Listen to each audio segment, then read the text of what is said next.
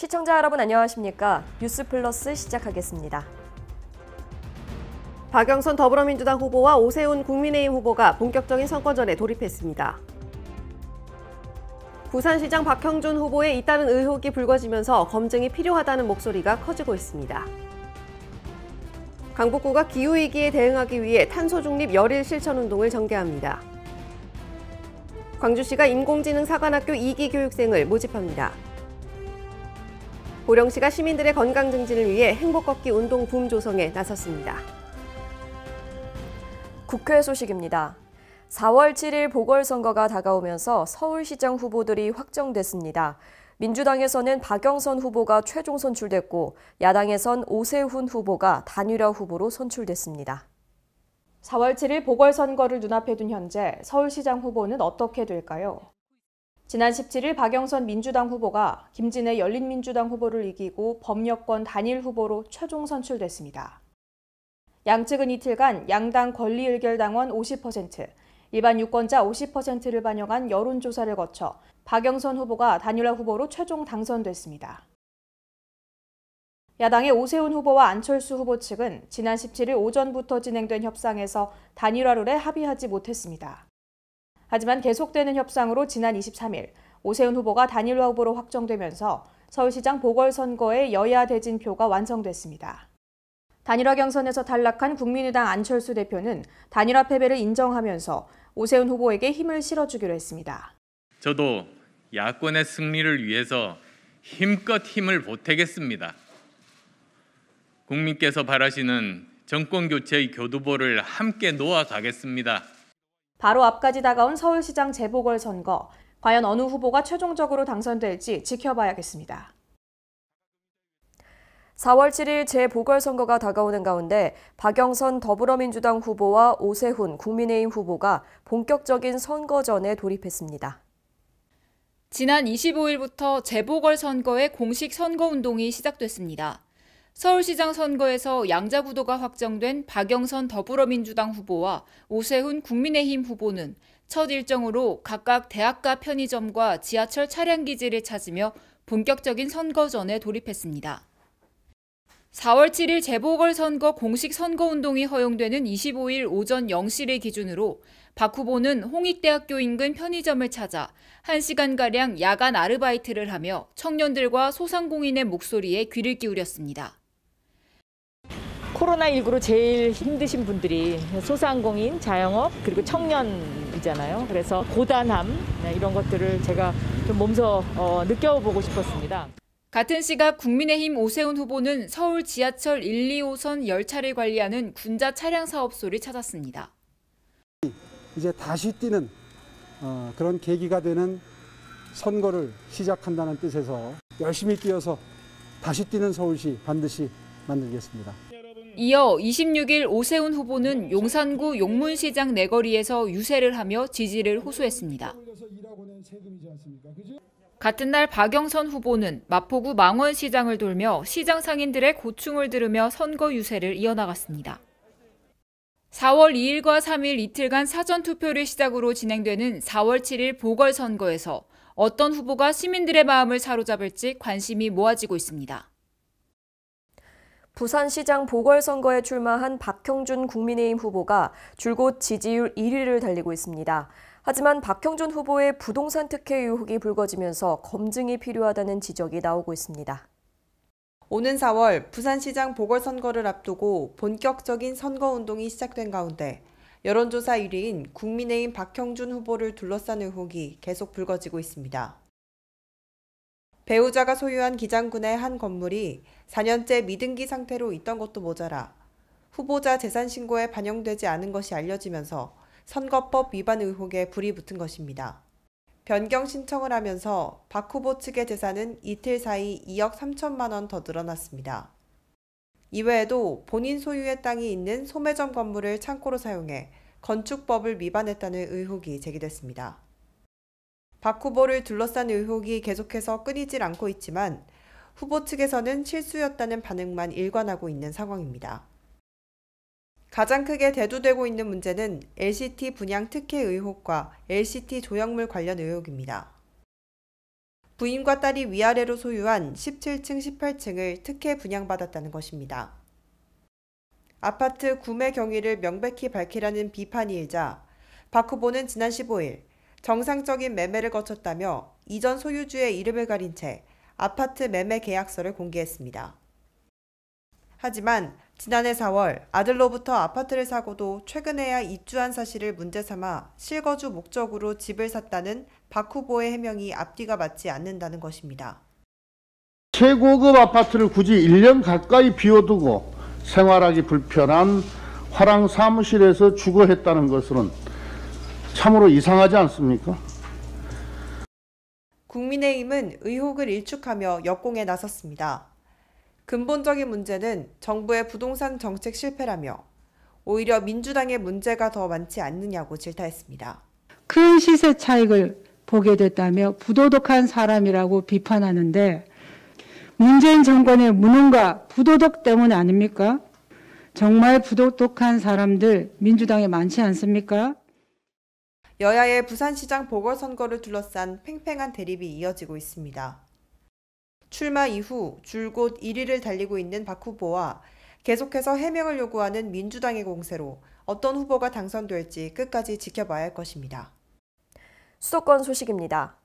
악성 민원에 대응할 수 있도록 벨을 누르면 경찰서와 자동으로 연결되는 비상벨이 강북구 13개 동주민센터에 설치됐습니다. 민원 창구에서 근무하는 공무원과 청사 내방 주민을 보호하는 최소한의 장치가 마련돼 보다 수준 높은 행정 서비스가 제공될 것으로 기대됩니다. 강북구가 지역 내 13개 동주민센터의 민원 창구에 악성 민원 대응용 비상벨을 설치했습니다. 비상벨은 동주민센터마다 5개씩 부착돼 있고 안내판도 함께 게시돼 있어 악성 민원이나 돌발 상황이 줄어들 것으로 보입니다. 이번에 구축된 시스템은 민원 창구에서 버튼을 누릴 경우 112 경찰 상황실에 자동으로 연결되는 방식을 갖췄습니다. 인근 지구대와 순찰차에 실시간으로 상황이 전파되면서 경찰이 즉시 출동하게 되고 상황실 접수자와 민원 공무원은 양방향 무선 통신을 이용해 음성 통화를 할 수도 있습니다. 이에 따라 악성 민원으로 인해 고통을 호소하던 해당 부서 공무원의 심리적인 안정과 함께 청사를 내방한 주민들의 불안감도 해소될 전망입니다. 강북구는 지난해 민원인의 폭행이나 폭언으로부터 일선 공무원을 보호하기 위한 조치로 구청 종합민원실 등에 비상벨을 설치한 데 이어 특이 민원에 대한 현장 대처 능력을 높이기 위해 비상 대응반을 편성했습니다.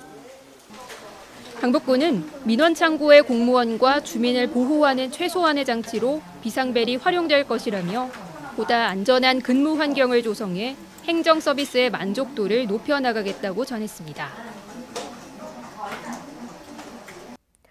강북구가 기후위기에 대응하기 위해 10가지 행동수칙과 1가지 참여하기로 구성된 탄소 중립 열일 실천운동을 전개합니다. 탄소 중립의 뜻을 함께하는 주민은 강북구청 홈페이지를 통해 참여할 수 있고 에너지 절감률에 따라 마일리지도 제공받을 수 있습니다. 강북구가 온실가스 배출의 주요 원인인 이산화탄소의 배출을 줄이고 에너지를 절약하기 위해 탄소 중립 열일 실천운동 캠페인에 나섰습니다. 탄소 중립은 이산화탄소의 배출량과 흡수량을 같도록 만들어 더 이상 온실가스가 늘지 않는 제로 상태를 의미합니다. 기후위기에 대응하기 위해 마련된 실천운동은 에너지 절약에 따른 10가지 행동하기와 1가지 참여하기로 구성되어 있습니다. 생활 속에서 실천 가능한 행동 수칙의 경우 대기전력 차단과 적정 실내 온도 유지, 대중교통 이용, 음식물 쓰레기 줄이기, 일회용품 사용 안 하기 등이 포함됩니다. 참여하기는 에코마일리지 프로그램 형태로 운영되며 전기나 도시가스, 수도 등 에너지 절감률에 따라 만원에서 최대 5만 원 상당의 상품권 등이 지급됩니다. 캠페인 참여를 희망하는 주민은 강북구청 홈페이지의 분야별 정보, 환경 코너를 통해 동참할 수 있습니다. 서울시 마포구에 성인 뇌병변 장애인을 위한 전용 종합지원시설이 문을 열었습니다. 그동안 돌봄이나 교육 중심의 시설은 있었지만 자립, 일상생활 교육, 건강관리까지 돕는 전용 종합지원시설이 생기는 것은 전국 최초입니다. 마포구에 조성된 1호 뇌병변 장애인 비전센터가 3월 15일 개소해 운영을 시작했습니다. 이곳에는 공모를 통해 선정된 성인 뇌병변 장애인 15명이 매일 등원합니다. 오전 10시부터 오후 4시까지 돌봄, 사회 적응 훈련, 직업 능력 향상 교육, 건강관리 서비스 등 종합적인 지원을 받습니다. 센터 내부 바닥 높낮이를 제거하고 자동문과 승강기를 설치하는 방식으로 무장애 공간을 만들었습니다. 대소변 흡수용품 교환 침대, 천장 주행형 이송장치, 근육경직이 동반되는 장애 특성을 고려해 누워서 휴식을 취할 수 있는 이동식 휴식용 침대를 마련했습니다. 마포 뇌병변 장애인 비전센터는 우리 마포복지관 2층에 508.99제곱미터 규모로 조성됐습니다. 서울시는 매년 2개소씩 비전센터를 조성해 2023년까지 총 8개소로 확대할 계획입니다.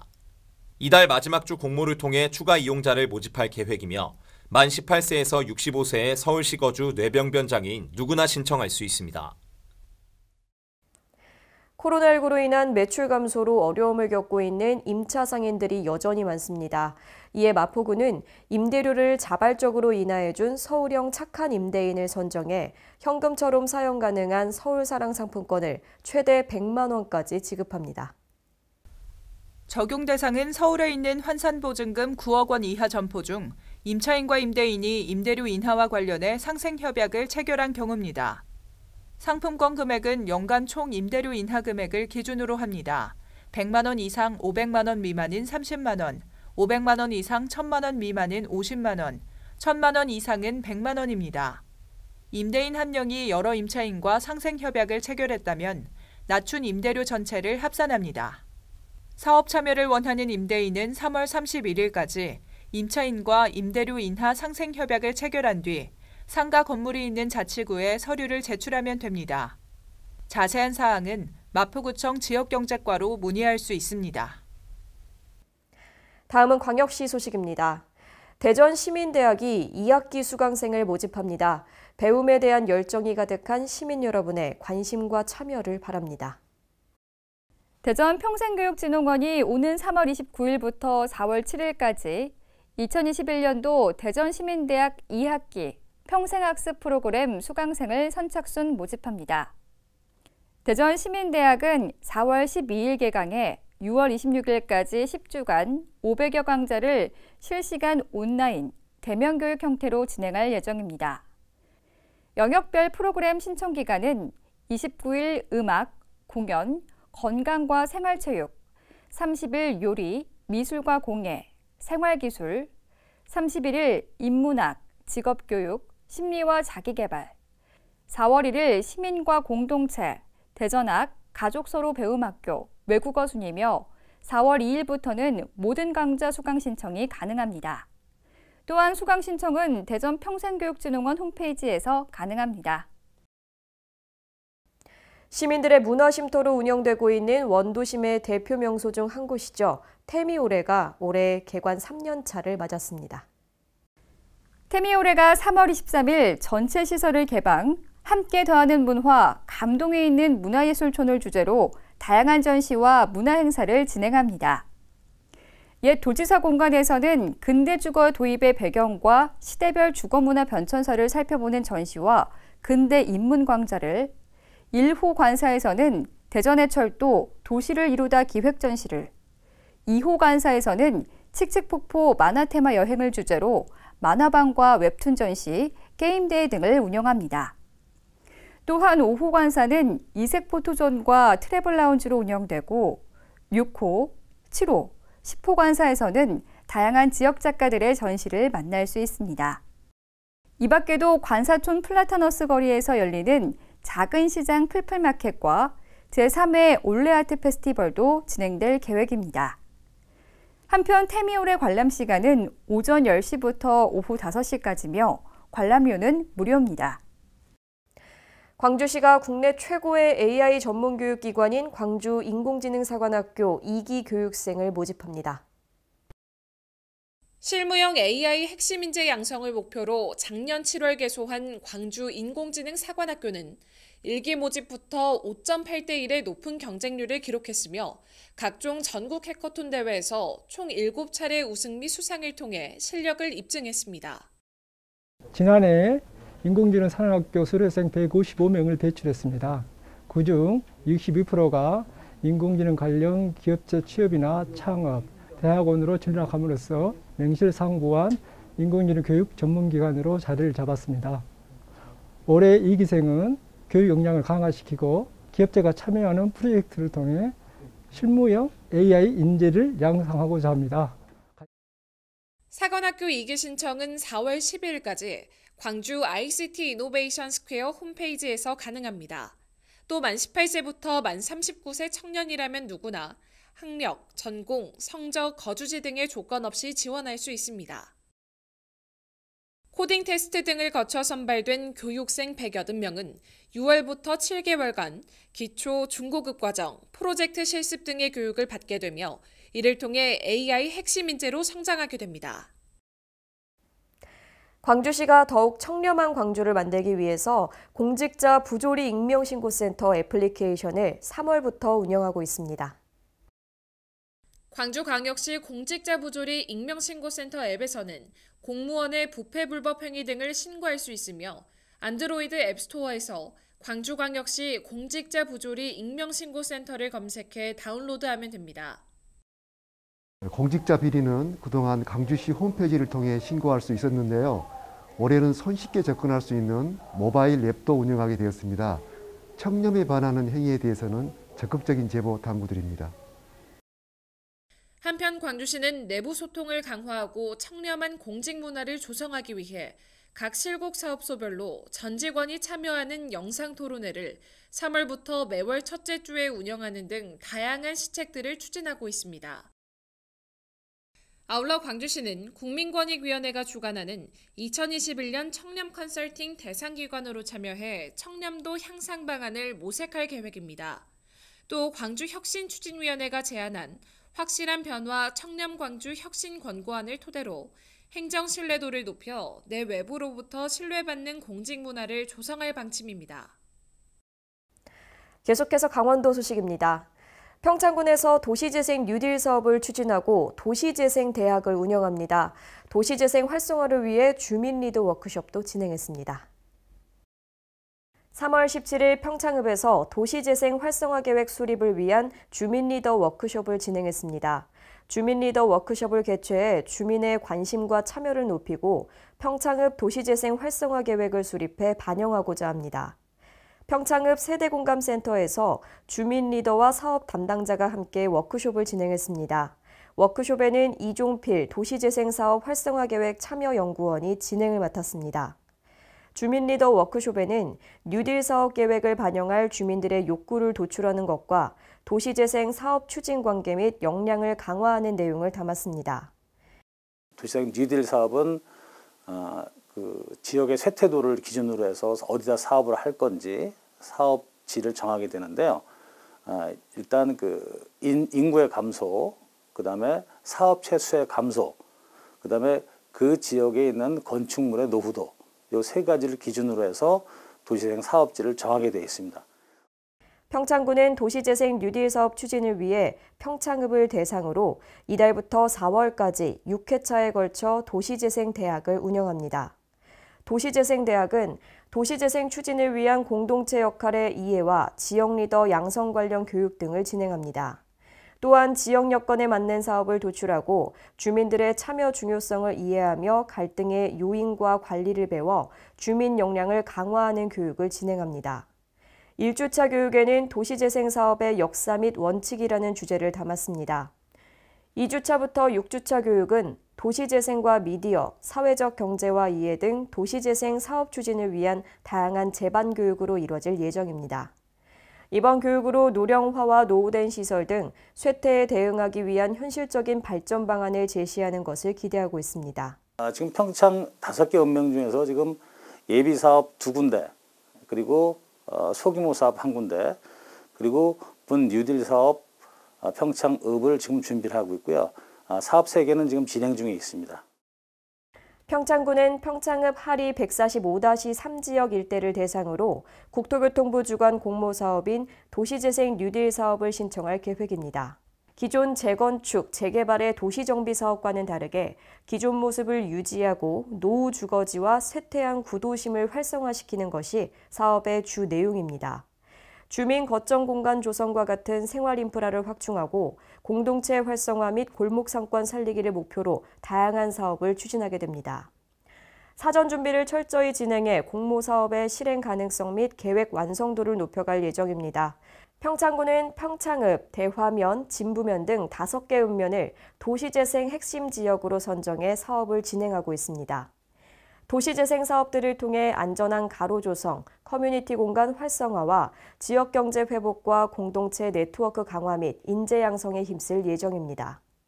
현재 도시재생 사업 중 유튜브 콘텐츠 제작, 주민협의체 운영, 어린이 특화구역 조성과 같은 계획을 적극적으로 진행 중입니다.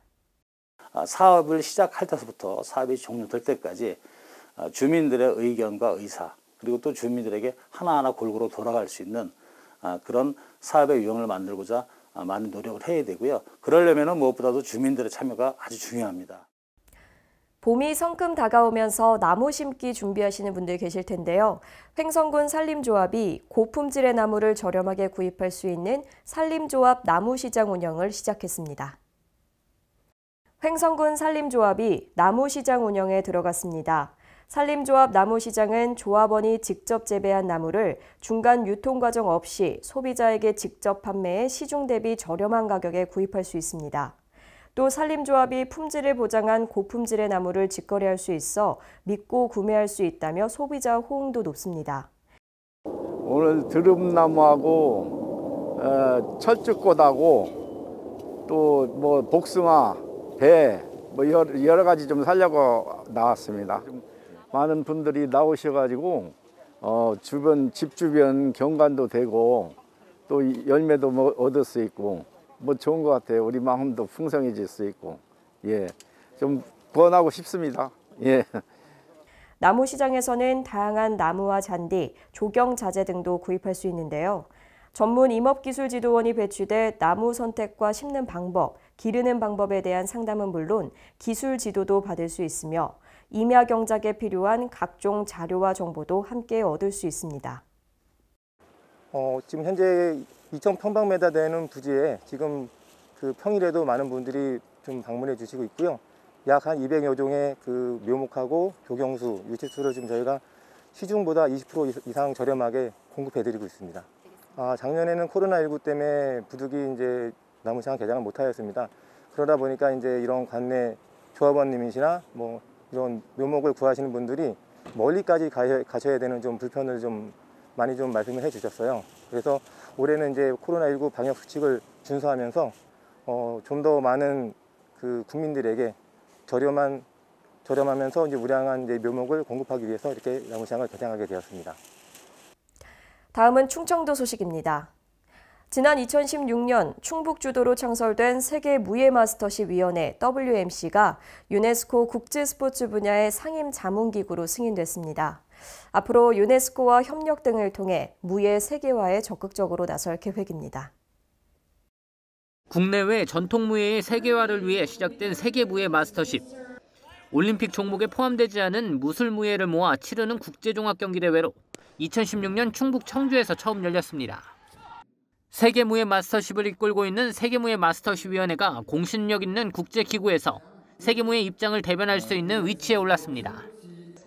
세계무예마스터십위원회는 한국에서 처음으로 유네스코 내 국제체육스포츠 분야 정부 간 위원회 상임자문기구에 가입 승인을 받았다고 밝혔습니다.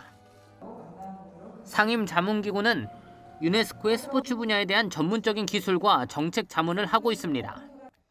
현재 국제올림픽위원회 IOC와 피파 등이 국제스포츠기구와 상임자문기구에 소속돼 있습니다. 세계무예마스터십위원회는 이번 승인 외에도 국제적인 위상을 높이기 위한 활동을 지속적으로 진행합니다.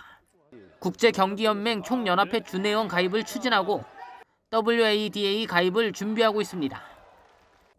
특히 지난해 11월 국내 최고 국제스포츠 전문가인 백성일 전 대한체육회 국제위원회 위원을 사물총장으로 선임해 활동을 전개하고 있습니다. 보령시가 시민들의 건강 증진을 위해 행복 걷기 운동 붐 조성에 나섰습니다. 2019년 지역사회 건강조사에 따르면 보령 시민의 걷기 실천율은 24.7%로 전국 40.3%, 충남 34.8%에 비해 낮은 것으로 나타났는데요. 이와 관련해 그동안 걷기 실천율 향상을 위해 지도자를 양성하고 동아리를 활성화시켰습니다. 올해에는 스마트폰 걷주 앱을 활용한 행복 걷기 운동 붐 조성에 나서 눈길을 끌고 있는데요. 대천천 산책로 등에 안내판 5개소를 설치하고 걷주 앱을 통해 알림을 제공하는 비콘도 8개소를 설치했습니다. 안내판에는 올바른 걷기 자세 등 다양한 건강 정보가 제공되고 목표 걸음수 설정 등의 효율적인 기능을 제공합니다. 계속해서 경상도 소식입니다. 양산시 당곡 생태학습관이 오는 5월 준공돼 6월부터 방문객들에게 다양한 생태학습 프로그램을 제공할 예정입니다. 지난해 6월 착공한 당곡 생태학습관 건립공사가 막바지에 다다르면서 지난 11일 김일권 시장이 현장을 둘러보고 마무리 공사와 운영 프로그램 마련에 만전에 기할 것을 당부했습니다. 당곡 생태학습관은 원동면 용당리 당곡천 인접지에 지상 2층, 연면적 468.3제곱미터 규모로 건립되며 전시관과 교육관, 휴식공간, 옥상 전망대 등을 갖춥니다. 양산시는 또 생태학습관 건립과 함께 정부의 지방하천 정비 계획에 따라 조성 중인 당곡천 일대 고향해강 조성 사업도 6월 완료할 예정입니다. 이에 따라 당곡천 일대가 대규모 생태공원으로 탈바꿈하고 지역 자원과 연계한 낙동강 관광빌트 구축에도 기여할 것으로 보입니다. 시민의 생명과 재산을 보호하기 위해 포항시는 지진 안전시설물 인증 사업을 추진하고 있습니다. 선제적 방제 대책의 일환인데요. 포항 성모병원이 지진 안전 시설물 인증을 획득해 현판식을 가졌습니다. 지난 18일 포항 성모병원 지진 안전 시설물 인증 현판식이 열렸습니다. 이날 이강덕 시장은 최순호 포항 성모병원장과 함께 병원의 내진 보강 현장을 살펴보고 지진에 안전한 시설물임을 증명하는 인증서와 인증 현판을 전달했습니다.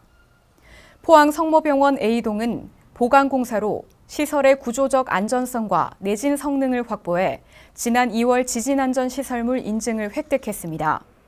특히 포항 성모병원은 지역의 재난거점 병원으로 지진에도 안전한 의료시설임을 인증받아 의미를 보탰습니다.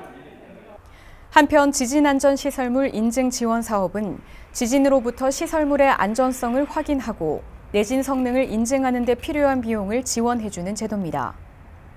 시는 올해 어린이 보육시설과 다가구 주택 등에도 사업을 확대 추진하고 건축물 안전 점검으로 시민 불안감 해소에 최선을 다할 방침입니다. 전라도 소식입니다. 여수시 소상공인들의 공공배달 수수료를 덜기 위한 여수형 공공배달 앱 싱싱여수가 출시됐습니다. 여수시가 싱싱여수에 가입한 가맹점에게 첫 주문 시 3,000원 할인의 이벤트 비용을 지원해주고 주문 수수료도 주문 금액의 1.9%로 기존 배달앱보다 저렴하게 운영합니다. 또한 지역경제 활성화를 위해 신용카드뿐 아니라 여수사랑 상품권으로도 결제가 가능하게 했으며 가맹비, 광고비 등 부대 비용은 없습니다. 진안군이 일본식 지명을 조사해 우리 고유의 옛 지명을 되찾는 사업을 진행하고 있는데요. 자세한 내용은 황인아 기자가 취재했습니다. 진안군이 일제가 멋대로 바꿔놓은 일본식 지명을 전수조사해 옛 지명을 복원하는 사업을 추진합니다.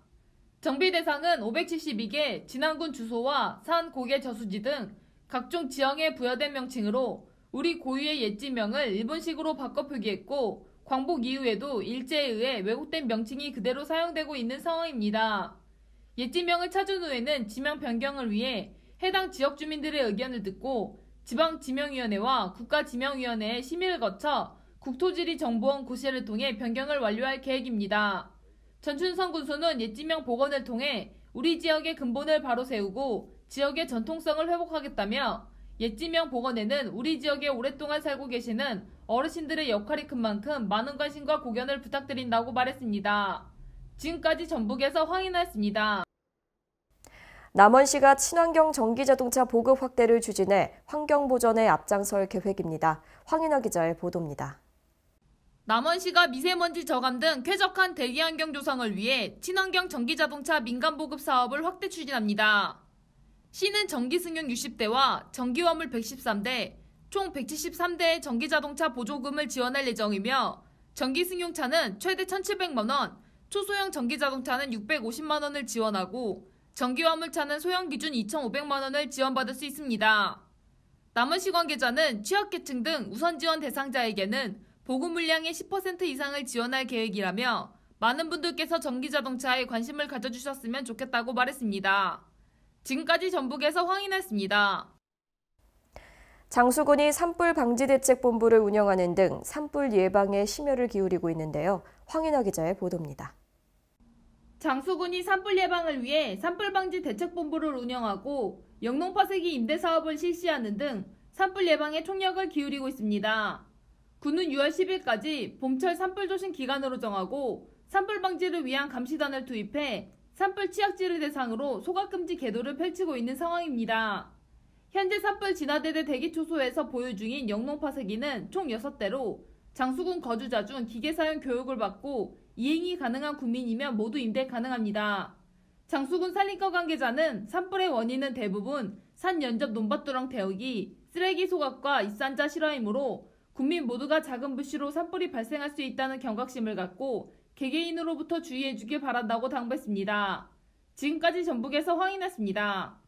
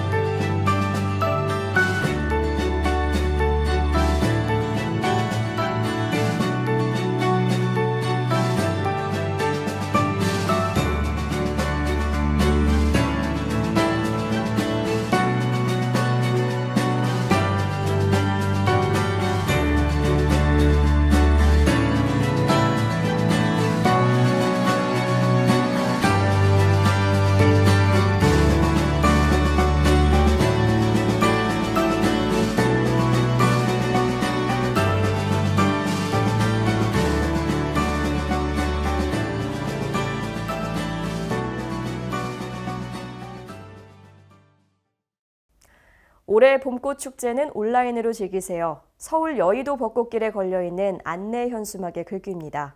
올해도 봄 축제는 코로나19 확산 우려가 커지는 만큼 비대면 방식으로 참여해 주시기 바랍니다. 이상 뉴스플러스 마칩니다. 시청해 주신 여러분 고맙습니다.